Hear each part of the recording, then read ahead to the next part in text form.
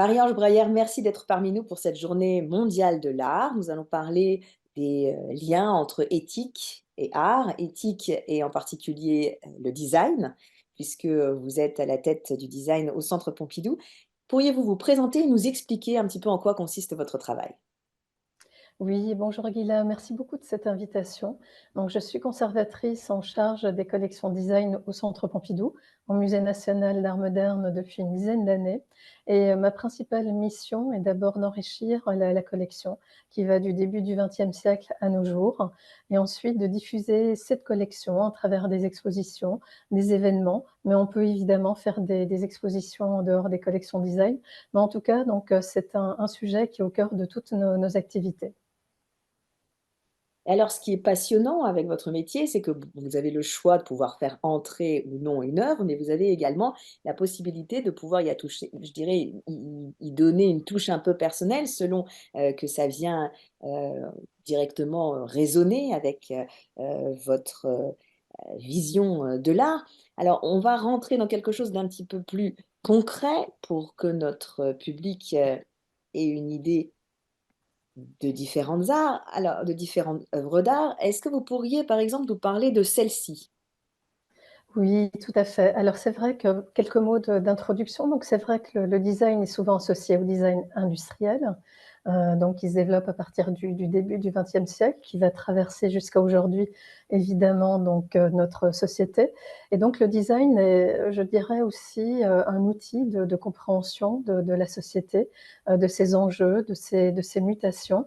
Et donc présenter et donc développer une collection design, c'est aussi être au cœur de ces enjeux. Et c'est vrai que depuis une dizaine d'années, on a pris donc, avec le président et le directeur du musée, l'orientation, de mettre l'accent sur des problématiques environnementales. Comment, de quelle manière effectivement cette collection design peut répondre à l'urgence, climatique, à ces enjeux, de l'environnement. Et voilà, donc on s'est tourné, vers, l'entrée en collection, d'objets de design qui peuvent a priori, peut-être, sembler inhabituels. Et donc, c'est le cas de cette première œuvre que vous voyez là, de Studio Klarenbeek et Dross. C'est une agence néerlandaise. Et on a fait entrer cette pièce il y a quelques années dans nos collections. Parce qu'un des enjeux, c'est effectivement, est-ce qu'on peut produire aujourd'hui des objets de design qui soient une empreinte carbone zéro? Est-ce qu'il est possible de produire des objets qui soient entièrement compostables? Parce qu'on sait qu'on est submergé aujourd'hui par cette révolution du plastique dans les années 60 et qui n'est absolument plus tenable. Et donc les designers vont essayer de creuser une autre voie de ce qu'on va appeler un design régénératif. Donc qui va prendre en compte toutes ces composantes et essayer donc de faire des propositions qui aujourd'hui sont peut-être à une petite échelle, mais qui pourraient être développées à une plus large échelle. Et donc la chaise que vous voyez s'appelle Mycelium Chair. Elle est constituée, en fait, elle est à partir de micro-organismes, le mycélium de champignon, qui est la structure radicaire du champignon. Et donc, cette chaise, en fait, est à partir d'un processus de croissance du mycélium, donc qui a en quelque sorte grandi et qui a donné lieu à ces arborescences que vous voyez. Et ensuite, cette arborescence a été stoppée par les designers à travers un film bioplastique et donc également une impression 3D de différents composants qui intégraient ce mycélium de champignons qui a donné lieu à cet objet. Alors vous voyez sortir des petites efflorescences de champignons, c'était un moment où le champignon était encore en phase de développement. Donc on a ainsi un objet de design qui est donc un objet entièrement composé de biomatériaux, entièrement compostables, donc avec une empreinte carbone zéro qui a été produit localement. Voilà, donc c'est la preuve qu'on peut en fait complètement transformer notre environnement. C'est absolument fantastique et alors, cet objet, c'est un objet vivant, du coup, que vous invitez, Alors il n'est plus vivant, sinon il n'aurait pas pu entrer dans les collections, il aurait toujours produit des spores et donc on a arrêté en quelque sorte la croissance de ce vivant et on l'a stoppé pour en faire un objet. qui vous est présenté et qui fait partie de nos collections, qu'on a pu montrer dans diverses expositions. Parce que c'est vrai que là où on s'engage aussi à travers cette collection, c'est en la présentant. On avait organisé en 2019 au Centre Pompidou la Fabrique du Vivant, qui présentait justement des objets de ce type et qui montrait de quelle manière on pouvait recréer ce vivant, ou au contraire travailler à partir du vivant, de biomatériaux, donc pour renouveler les objets de design. Et donc vous les expliquiez qu'avec le film plastique, on arrête en fait la croissance de ce vivant sans pour autant, avoir, une action qui puisse être, une action de destruction. Tout à fait, exactement. Et donc le mycélium de champignons est ainsi un micro-organisme qui constitue cet objet. Parallèlement, on a aussi en France, par exemple, Samuel Tomatis, qui fait des recherches similaires à partir de microalgues et à partir desquelles il va réaliser, différents ustensiles, objets ou même chaises. Et donc là, voilà, c'est tout un champ de recherche qu'on appelle le biodesign à partir de micro-organismes. J'aimerais pouvoir aller vers cette deuxième illustration que vous nous avez communiquée pour parler cette fois-ci de quelque chose qui touche aussi au vivant, mais en tout cas à un vivant qui serait plus du côté électrique. Alors oui, électrique sans l'être, et c'est ça, où est la révolution. Comme vous le voyez, il n'y a pas de fil électrique, il n'y a pas de connexion. Donc la seule connexion est avec le monde du vivant. Donc Teresa Van Dongen est également une jeune designer. Donc cette pièce s'appelle Electric Life et on peut se dire qu'il y a de l'électricité. Et ce qui est extraordinaire, vous voyez donc des cylindres donc qui sont des batteries dans lesquelles il y a en fait différentes bactéries que cette designer a été récupérée par exemple au fond de fonds boueux de lacs, on peut la trouver. Et ce sont des bactéries pardon, qui vont générer une lumière. Et donc, la designer Teresa Van Dongen a donné une forme un petit peu anthropomorphique. On a des lampes qui ressemblent à des yeux d'insectes. Et en fait, la production de lumière est complètement interne en fait à cet objet. Donc, il y a une production qui s'appuie seulement sur la présence de ce vivant. Et donc ces bactéries vont ainsi donc émettre donc une forme un petit peu de luminescence qui va diffuser cette lumière, et il faut aussi les nourrir. Donc il faut leur amener des nutriments si on veut effectivement les avoir sur une certaine durée, et ce qui change aussi complètement la relation que l'on peut avoir aux objets. Donc c'est-à-dire que son usager, l'utilisateur, va devoir la nourrir, va devoir nourrir cet objet et instaurer de cette manière-là une relation empathique. Donc ça change complètement, si vous voulez, le rapport que l'on a aux objets, qui pour nous sont juste fonctionnels, sont juste vraiment des objets. Et donc là, on touche à une autre dimension du design qui nous amène aussi à une autre connexion avec le vivant. Et donc là, on a, on va dire, quelque chose qui touche beaucoup plus à un rapport, du vivant, mais, au travers, d'une sorte de miroir, électrique qui n'en est plus. C'est-à-dire ce qui nous Voilà, reste qui n'en est plus. qui n'en est plus. Ce qui nous reste d'une certaine manière d'une génération qui est plutôt, vouée à disparaître, en tout cas en termes de non-respect de l'environnement.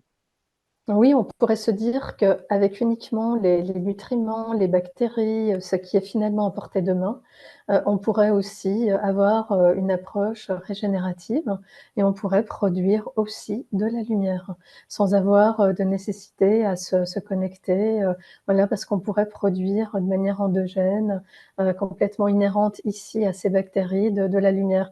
Et donc là, c'est un autre champ de recherche qui est intéressant. Et également, ce qui nous a intéressés, c'est de modifier la relation que l'on a aux objets. Les objets, on pense qu'on peut les utiliser et les jeter.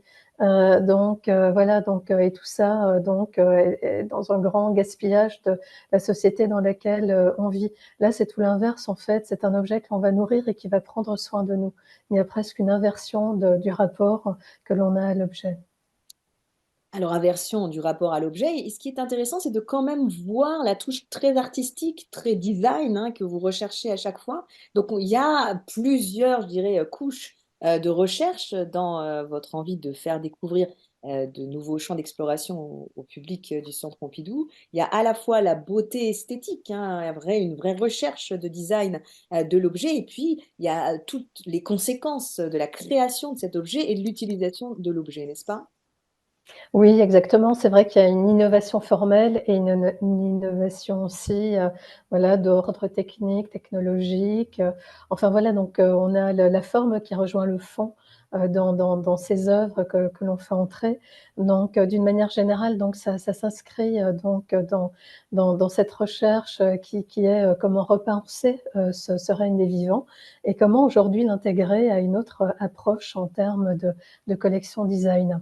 Et donc, l'autre, pièce que j'ai choisi de présenter aujourd'hui, au public est cet objet de Philippe Rame Spectral Light qui vient aussi d'entrer dans les collections. On a aussi tout un fonds de soutien avec Chanel à cette orientation des collections et cette lumière spectrale littéralement. Alors c'est un objet qui est édité, donc on n'est plus dans l'expérimentation comme c'était le cas avec les objets que l'on a vus précédemment. C'est une édition d'un éditeur italien, Artemide. Et Philippe Rame est en fait un architecte qui, depuis plus d'une vingtaine d'années, pense l'architecture de manière climatique, pense l'architecture de manière physiologique, de manière complètement environnementale. En fait, il va la voir à travers tous les composants qui sont invisibles, chimiques, physiques, toutes les particules qui nous traversent et que nous ne voyons pas. Et donc, ça va être la matière même de ses recherches. Et donc Philippe Rame, à travers sa démarche d'architecte, a conçu cette lampe. Alors quel est son intérêt, vous me direz? En fait, elle couvre toute une variété de longueurs d'onde. Alors de longueurs d'onde qui s'adressent aux humains, mais qui s'adressent aussi aux autres espèces. C'est-à-dire, il y aura une longueur d'onde pour le chien qui vit dans l'appartement, il y aura une longueur d'onde pour le chat qui vit aussi dans la maison, pour différentes espèces animales qui vivent et qui cohabitent avec nous. Donc, à travers cet objet, Philippe Rame, en fait, en appelle à une compréhension plus large, que les objets de design doivent prendre en compte la coexistence entre les espèces, que nous ne sommes pas seuls, qu'on cohabite avec des plantes et il y a une longueur d'onde qui s'adresse également à eux, à elles, pardon. Donc voilà, il y a cette coexistence entre les espèces animales, végétales et humaines, ce qui relativise également évidemment notre position. Donc on le voit ici, donc l'homme n'est plus au centre, il y a une sorte de décentrement de l'humain par rapport à ses créations pour mettre justement en avant les autres espèces avec lesquelles on vit. Et en fait, c'est ce décentrement qui crée la beauté aussi, hein, la beauté de l'appartenance, à l'espèce humaine et puis à l'espèce, vivante, tout court. Oui, tout à fait et puis on voit que cet objet est à nouveau quelque chose de très beau visuellement avec différentes couleurs, qui a les codes aussi, de lampes, de design industriel et qu'il va les subvertir en s'adressant à tous les habitants de la maison d'une manière large et donc on voit de quelle manière le design peut recréer un monde commun. Donc alors que le design industriel finalement l'avait un peu fractionné en des tas d'objets qui avaient plein de fonctionnalités, d'utilités différentes. Là, on va repenser une nouvelle forme de communauté finalement. Alors c'est assez bouleversant de voir combien est-ce que, cette, espèce d'être fractionné que pouvait être l'homme pris, dans une certaine utilité, par exemple, la chaise, le bureau ou le côté, cuisine ou le côté comment est-ce que finalement le nouveau design essaye de rassembler cet être humain en le voilà, en lui disant: Tu n'es que partie d'un tout, hein, tu n'as pas, à avoir d'objet qui doit être dédié en particulier à un travail. Est-ce qu'on retrouve quand même des objets très utilitaires dans tout ce qui va être new design? Oui, oui, oui, tout à fait. On vient de le voir, c'est une lampe. Elle peut effectivement, spectrale lampe de Philippe Rame, être utilisée aussi comme une lampe classique. Donc voilà, il n'y a aucun problème et la première chaise que, je vous ai présentée en Mycélope de champignon peut être aussi utilisée comme chaise. On peut réellement, s'y asseoir, hein. Donc c'est vrai qu'il y a de l'expérimentation, qu'il y a toute une pensée anthropologique, toute une recherche d'ordre anthropologique, sociologique, parfois un peu écosophiques qui se retrouvent dans ces différentes productions. Mais d'une manière générale, l'idée, oui, est d'arriver à produire des objets que l'on puisse aussi dont on puisse aussi s'emparer. Mais il y a une autre composante qui est importante, c'est que ces objets peuvent aussi véhiculer une dimension spirituelle. Donc, il y a aujourd'hui dans cette recherche d'un design vernaculaire ou qui va travailler avec donc des matériaux issus du monde du vivant, la quête, je dirais, d'une autre dimension, oui, d'ordre spirituel. Donc on a mis, avec le design industriel tout au long du XXe siècle, en avant la fonctionnalité, la rationalité. Et donc aujourd'hui, on mettra en avant une expérience d'ordre émotionnel que l'on peut avoir aussi avec ces objets. Quelque chose qui va toucher à une expérience plus sensible, on va peut-être parler d'expérience holistique, donc globale, où on va avoir toutes les composantes. Et donc voilà, donc ça c'est aussi un des enjeux très importants des recherches aujourd'hui dans le design. Alors, dernier objet que vous voudriez nous présenter aujourd'hui, Marie-Ange Breyer, c'est justement une autre possibilité d'assise.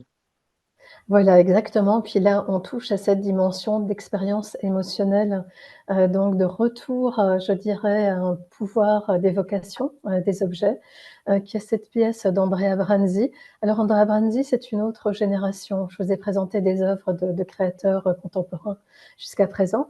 Mais Andrea Branzi donc, est né, donc, dans les années 20-30. Il est malheureusement décédé il y a quelques mois. C'est un des grands théoriciens, designers, du XXe siècle, et il a complètement renouvelé l'approche du design. Et je dirais que c'est sa pensée qui énerve aussi beaucoup de ces créations, de ces innovations que l'on a pu voir. Donc Germinal Site, donc c'est un siège, un objet de design dont le dossier est constitué de bambou.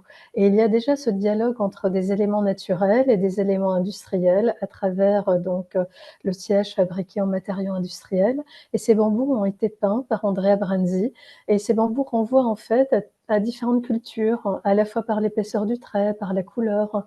Donc il y a une manière justement de repenser, de réinscrire cet objet dans ce monde global du vivant que l'on évoquait, et de parler d'une co-appartenance également. Alors, une co-appartenance au jour d'aujourd'hui, mais aussi de se remémorer une sorte de mémoire du geste à travers donc ces bambous peints. Et donc Branzi va justement faire appel à cette pensée animiste qui va nous connecter à la présence vivante des objets. Pensée animiste qui nous permet justement de voir une sorte d'objet totem presque dans ce Exactement. que nous C'est un proposez. objet totem, et d'ailleurs Branzi n'était pas loin de penser qu'il y avait des objets qui pouvaient porter bonheur, qui pouvaient peut-être porter un peu malheur. Donc voilà, il fallait négocier notre présence avec celle des objets, et le fait de vivre aussi et donc avec des objets de ce type peut nous reconnecter justement à ce règne des vivants qu'évoquait Andrea Branzi, notamment dans ses dernières poésies qu'il a pu écrire. Donc voilà, il y a ce temps immémorial à travers cet objet archétypal qui est la chaise, qui est convoqué par Branzi et qui doit donc nous reconnecter à cette dimension spirituelle aussi. Alors, ces objets totems, ces objets magiques, je reviens à la question que je vous avais posée précédemment. Est-ce qu'on ose les utiliser? Parce que c'est vrai qu'on vous nous montrez des lampes, vous nous montrez des chaises, mais est-ce qu'on ose tout d'un coup allumer la lumière et les mettre sur notre table de nuit ou alors, nous Oui. asseoir dessus pour travailler? Quelle est la réaction du public face, à ces objets de design? Oui, alors vous pouvez les utiliser, mais en fait, pour nous, on les intègre dans une collection publique de design, parce que ce sont aussi un terrain de recherche et d'expérimentation qui témoignent donc voilà d'une orientation de la recherche à un moment donné, et qui sont des objets manifestes en quelque sorte. Donc une fois que ça entre dans une collection, on ne peut plus les utiliser. Donc vous me direz que le problème est réglé de ce point de vue-là, mais néanmoins, l'idée de la plupart de ces designers est quand même d'arriver à un champ d'application qui dépasse, on va dire, le champ voilà, d'une production très très limitée, pour justement rendre accessible donc ces recherches à un plus grand nombre. Et aujourd'hui, en fait, le message à passer, c'est qu'il faut concevoir et produire différemment les objets, qu'il faut chercher des voies alternatives à ce design industriel qui nous a un peu submergés jusqu'à aujourd'hui, et qu'en fait, elles existent.